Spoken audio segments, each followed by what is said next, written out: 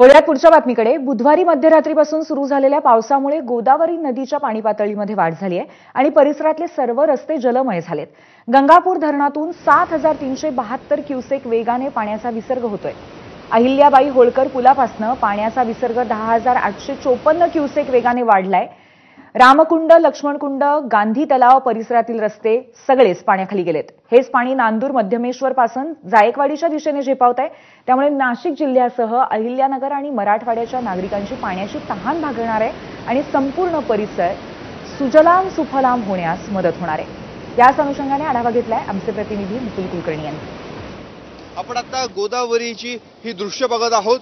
खवळलेली गोदावरी, रुद्र रूप धारण केलेली गोदावरी असं याचं वर्णन करावं लागेल, कारण ज्या ठिकाणी आपण उभा आहोत अहिल्याबाई होळकर पूल आहे, याच्या बरोबर जर खालच्या बाजूला बघितलं तर मोठ्या प्रमाणामध्ये खवळलेलं पाणी हे रामकुंडाच्या दिशेने जाताना आपल्याला बघायला मिळत आहे।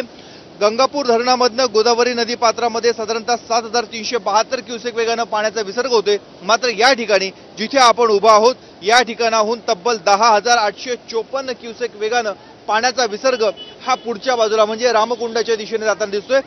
संपूर्ण परिसर नाशिक जिल्हा, मराठवाडा आणि अहिल्यानगर भागाला सुजलाम सुफलाम करणारी ही गोदावरी प्रवाहित झालेली आहे, दुथडी भरून वाहत आहे।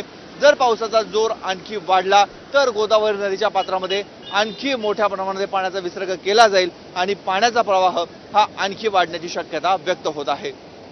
कॅमेरामन किरण कटारेसह मुकुल कुलकर्णी, एबीपी माझा, नाशिक।